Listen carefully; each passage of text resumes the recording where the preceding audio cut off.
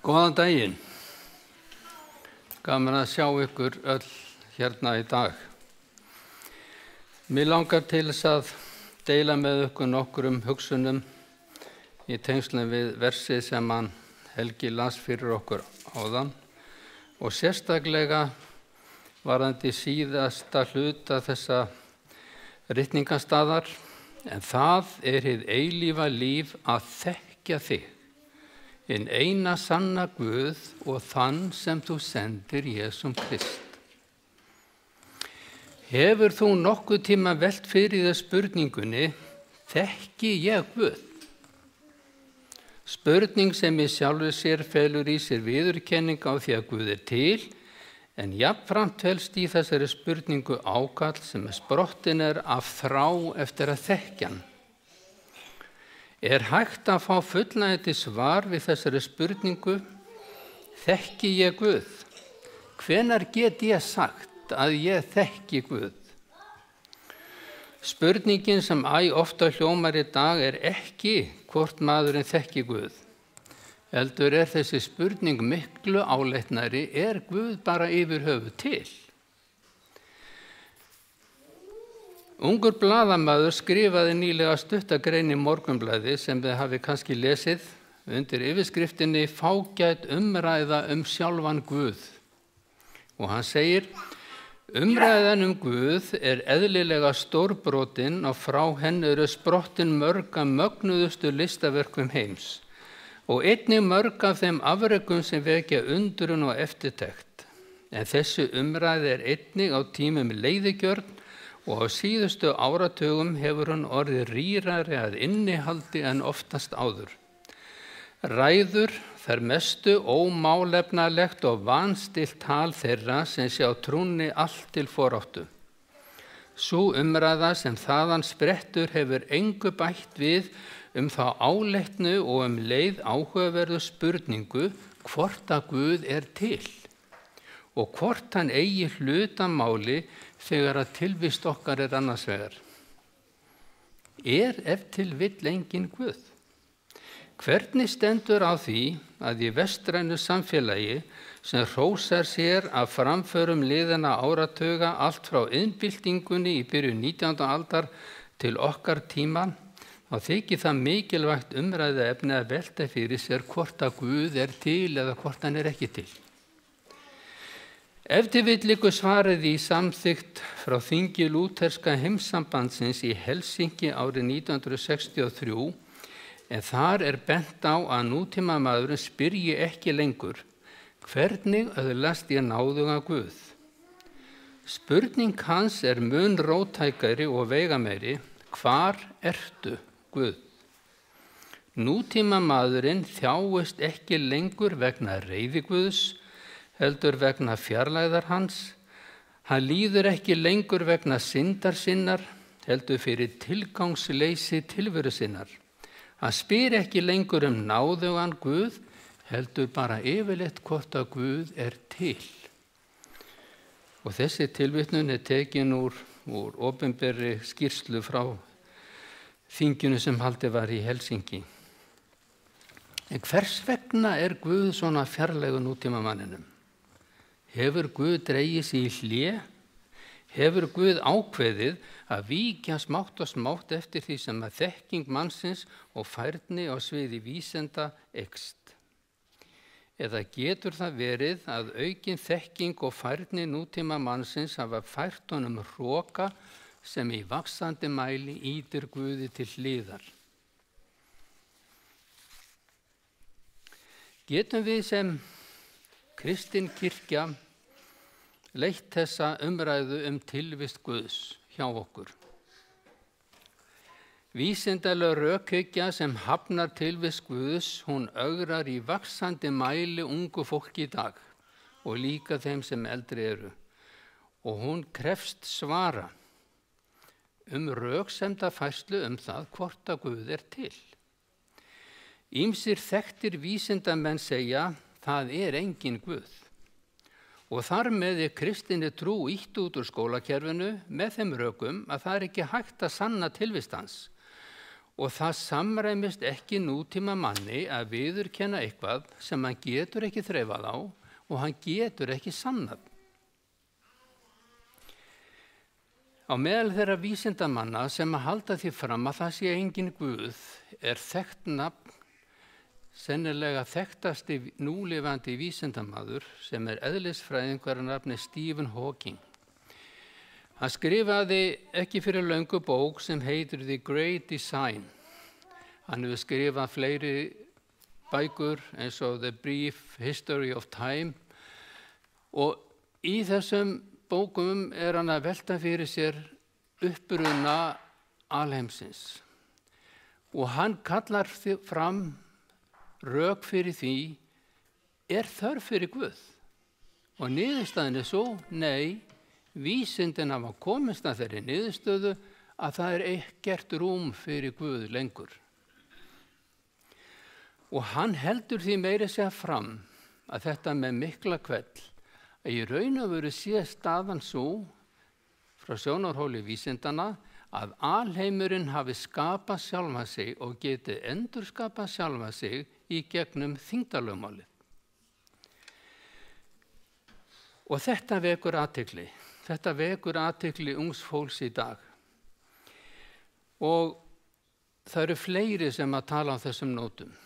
En það líka stórkostlegt að vita það að það eru til öflugir vísindamenn sem eru málsvarar kristinnar trúar.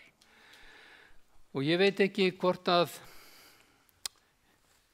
þið þekki til netheimanna eins og YouTube, en einmitt inn á þessu svæði í netheimum YouTube að finna frábæra vísindamenn eins og Dr. John Lennox sem doktor í stærðfræði á Cambridge háskólanum og hann ásamt fleiri aðilum eins og Dr. Ravi Zakaria sem ég hef séð á þessum vettvangi sem eru sífellt að heimsækja háskóla vítt og breitt í Bandaríkjunum og Evrópu og eru akkurat að svara áleitnum spurningum háskólastúdenta það hvort að Guð sé yfir höfuð til.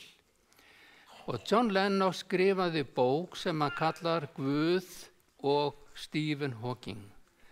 Og hann færir það rök fyrir því að þessi fullyrðing Stephen Hawking það að heimurinn geti endurskapað sjálfa sig vegna þyngdarlögmálsins sé í raun og veru alger röksemdarleg fjarstæða. En þetta eru raddir sem ungt fólk hlustar á í dag. Okkur kann að finnast þessi umræða tilgangslaus, en hún það? Í grein sem birtist í Morgunblaðinu 8. ágúst 2006 segir Gunnar Jóhannesson, prestur á Hofsósi í blaðagrein sem var skrifuð sem ansvar við því sem framkom í Kastljósviðtali við Richard Dawkins, prófessor í líffræði við háskólann í Oxford í Bretlandi í júní 2006. Í gegnum aldirnar, segir hann, hafa margir heimspekingar og guðfræðingar reynt að sanna eða afsanna tilvist Guðs. Slík hugarleikfimi getur nært guðleysi eða guðstrú þeirra sem hugsa Guð út frá slíkum brautum, en hún leiðir ekki til almennra niðurstöðu vegna þess að þekkingin á Guði grundvallast ekki á þessum rökum eða öðrum, heldur á innri tilfinningu og skynjun. Í menningarsögum mannsins svarar merking orðsins Guð ekki til einhver sem leiða má að vitsmunalegri röksemdafærslu. Þversögnin sú að jafnvel einstaklingur sem trúir á Guð getur tekið undir með guðleysingja að tilvist Guðs gangi þvert á öll rök. Því ef unnt væri að rökstyðja Guðs trú með einhverjum hætti, þá væri ekki trú að ræða vegna þess að rökstudd Guðs trú ekki til.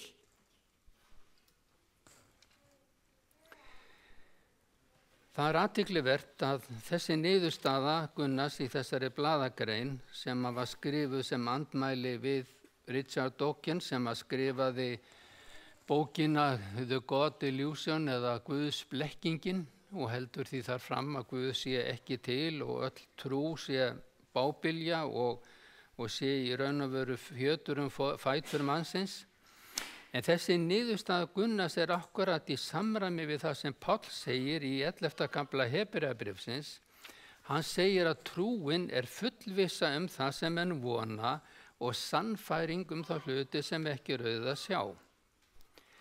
Og í ljósi þess væri þá eðlilegra að spyrja hvers vegna nokkrum manni dettur í hug að hægt sé að sanna eða afsanna tilvist Guðs. Hvers vegna ætti kristinn einstaklingar að finna sig í vörn þegar guðleysingi heldur því fram að engin Guð sé til? Vegna þess að vísindin hafa ekki komið auga á hann eða vilja ekki sjá hann og viðurkenna það sem hinum kristna finnst augljós merkjum að Guð sé ekki aðeins til, heldur láti sig varða allt sem varðar hag mannsins. Nei, kristinn einstaklingur þarf ekki að finna sig í vörn eða finna til vanmáttar af því hann hefur ekki vísindaleg rök fyrir tilvist Guðs. Í huga hins kristna Guð stærri en svo að maðurinn geti með öllu sínu hyggjuviti vegið hann eða metið. En eru vísindin og kristin trú þá andstæður? Nei, svo sannarlega ekki.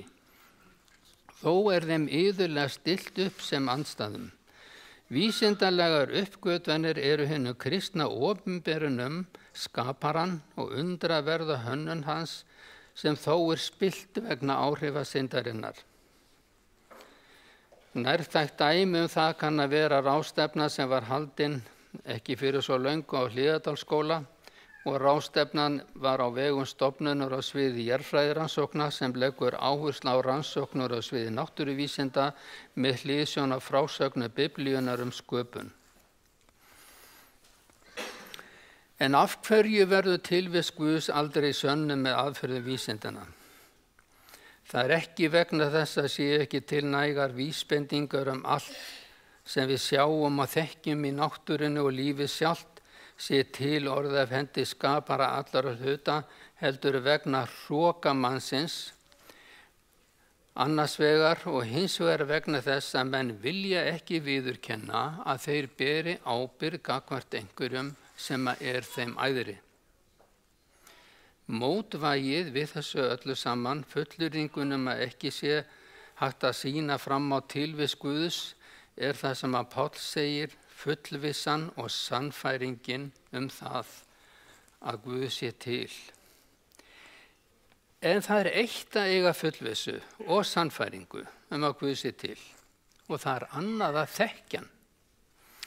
Margar bækur hafa verið ritaðar kristna trú og samfélag Guðs og manns.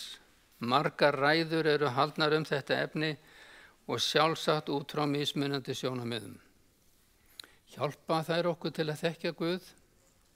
Þekkingin á Guði samansafnaður fróðleikur? Nei. Að fræðast Guð vissulega gagnlegt, en þekking á Guði miklu æðri og meiri en það. En hvaðan kemur þessi þekking? Hún sjálfsprottin? Fæst hún með því að hlusta á það sem aðrir hafa að segja, eða þurfum við kannski sjálf að hafa frumkvæði? Guð hvetur okkur til að læra og þekkja sig og hefur markað leið til þess. Í 1. kafla Hebreabréfsins segir hann: Guð talaði fyrrum oftsinnis og með mörgum móti til feðranna fyrir munn spámannanna, en nú í lok þessara daga hefur hann tilvort talað í syni sínum sem hann setti erfingja allara hluta. Og við lesum í orðskviðunum í öðrum kaflanum: Son minn, ef þú veitir orðum mínu viðtöku og geymir boðorð mín hjá þér, svo þú ljáir spekinni athygli þína, hneigir hjarta þitt að hyggjendum, já, ef þú kallar skynsemina og hrópar á hyggjendin, ef þú leitar að þeim sem með silfri og grefst eftir þeim eins og fólgnum fjársjóðum, þá munt þú skilja hvað ótti drottins og öðlast þekking á Guði, því að drottin veitir speki að munni hans kemur þekking og hyggjandi. Guð hefur talað og það er okkar að veita þessu orði viðtöku. Þekking okkar á Guði fæst með því að læra þekkjan frá orði hans án milligöngu annara. En það er svo flókið og óaðgengilegt að lesa þetta orð. Þetta segir frá löngu liðnum atburðum sem gerðust við aðstæður og í menningarheimi sem okkur er ómögulegt að setja okkur inn í. Þetta eru oft viðbrögð okkar. Hvernig getur Guð ætlast til þess að ég læra að þekkja hann við lestur Biblíunnar einnar? Hún er að mörguleyti flókin og það er svo erfitt að skilja hann á köflum. Verð ég ekki alltaf að treysta á einhverja aðra sem eru vel lesnir, menntaðir á sviði guðfræði og njóta virðingar annara? Það sem við heyrum, sjáum og finnum stuðlar vissulega þekkingu okkar og reynslu, en þekking á Guði verður alltaf persónuleg. Enda er Guð að leita að okkur hverju sig. Svarið hlýtur þess vegna að vera nei. Guð segist hafa gert ráðstafanir til þess að hjálpa okkur hverju og einu með því að bjóða okkur hjálp heilags anda. Biblían er jú vissulega stundum flókin og erfið að skilja, en hún er líka mjög einföld og skýr. Hún er skrifuð til þess að allir geti nálgast hana og enginn sem les hana þarf að fara í grafgötur með kjarnan í boðskap hennar, því kjarni hans er svo tær að það geta allir skilið hann. Biblían okkar hefur margar frásagnir og staðhæfingar sem Guð ætlaði mér og þér til leiðsagnar samskipti milli okkar og hans. Hvernig getum við gert þær að okkar? Með því að lesa sjálf og með því að hlusta á þetta orð. Ekki eingöngu fyrir milligöngu annara sem leggja út frá þessu sama orði, heldur með því að gera það að persónulegu erindi Guðs til okkar. Biblían hefur margar frásagnir og þær geta hjálpað mér að þekkja Guð. Í 1. Mósebók lesum við söguna fórnandi kærleik. Áður en maðurinn hafði áttað sig á afleiðingum syndarinnar hafði Guð gert ráðstafanir. Við lesum fjölskylduböndin í samskiptum Abrahams og Lóts í 1. Mósebók. Við lesum vináttuna hjá sögunum Davíð og Jónatan í Samúelsbók. Við lesum staðfestuna í frásögninni af Ester í Esterabók. Við lesum umhyggjuna fyrir einstaklingnum í Mattheusar Guðspjalli, í 10. kaflanum í frásögninni af blindamanninum sem dæmi, og við lesum hinn sigrandi kærleik í Lúkasar Guðspjalli. En það er ekki nóg að lesa. Að þekkja Guð er að lifa það sem við lesum. Og Kristur segir: á því skuli allir þekkja að þeir eru mínir lærisveinar. En það er ekki nóg að þekkja lögmáli. Það er ekki nóg að kunna boðorðin 10. Í Rómverjabréfinu 13. kaflanum segir: skuldið ekki neinum neitt, nema það eitt að elska hver annan, því að sá sem elskar náunga sinn hefur uppfyllt lögmálið. Boðarinn: þú skalt ekki drýja hór, þú skalt ekki morðfremja, þú skalt ekki stela, þú skalt ekki girnast, og hvert annað boðorð er innifalið í þessari grein: þú skalt elska náunga þinn eins og sjálfan þig. Kærleikurinn gjörir ekki náunganum mein og þess vegna er kærleikurinn uppfylling lögmálsins. Þekkinguna á Guði segir Jesú: á því munu allir þekkja að þér eru mínir lærisveinar, að þér elskið hver annan. Og þér munu leita mín og finna mig, þegar þér leitið mín af öllu hjarta, vil ég láta ykkur finna mig, segir Drottinn í Jeremíu 29. Þetta er ekki spurning skynsemi, heldur einlægni hjartans til að þekkja hann og okkar eigin frumkvæði að því að leita þessara þekkingar. Þekking á Guði er fyrst og síðast að lifa í samræmi við fullvissuna og sannfæringuna, Þekking á Guði opinberast í athöfnum okkar frekar en í orðum. Ég tók eftir því, eins og þið hafið ábyggilega gert, það var frétt í Morgunblaðinu 17. ágúst núna í tengslum við Ólympíuleikana og mér fannst frásögnin sem framkom í fréttinni afskaplega áhugaverð. Nýsjálenska hlaupakona Nikki Hamlin og Abbey Agostino frá Bandaríkjunum voru kannski síðastar í marki 5.000 metra hlaupu á Ólympíuleikunum, en þær eru hetjur hlaupsins. Hamlin og Agostino áttu 4 hringi eftir af hlaupinu þegar Hamlin féll og tók Agostino með sér í fallinu. Agostino var fljót á fætur og dró Hamlin á lappir og svo hlupu þær saman af stað. En aðeins augnabliki síðar var Agostino völt á fótunum og vegna meiðsla sem hún var fyrir á hægri fæti við fallið áður. Agostino, sem greinilega var sárþjáð, féll aftur á jörðina og Hamlin, sem var komin aðeins lengra, hætti að hlaupa, fór tilbaka og teygði sig eftir Agostino og studdi hann á fætur. Agostino haltraði síðustu metrana í mark, en Hamlin tók þar á móti henni, fagnandi því að keppnin skipti minna máli en að sýna samstöðu. Eftir hlaupið sagðist Hamlin ekki vita hvað hafi verið að gerast þegar hún datt. En allt í einu hafi hún fengið stuðning til þess að fara á fætur og verið hvött áfram. Og þar var Agostína á ferð, en þær höfðu aldrei áður hist. Þessi stúlka er táknmynd Ólympíu andans, segir Hamlin í viðtali við The Guardian. Að reisa hinn fallna er erindi Guðs mannin. Að þekkja Guð er að eiga hlutdeild í þessu erindi. Skulum aðeins lúta höfði saman. Kæri himneski Faðir, við þökkum fyrir kærleika þinn, þökkum fyrir fullvissuna það að þú ert. Við þökkum fyrir það, Faðir, að þú hefur gefið okkur þessa fullvissu og þú ert tilbúin að leiða okkur áfram og leiða okkur til að vaxa í þekkinguna á þér. Og við biðjum þess að þekking okkar á þér megi koma fram sem ávöxtur í lífi okkar. Við felum okkur öll í hendur þínar og allt okkar í Jesú nafni. Amen.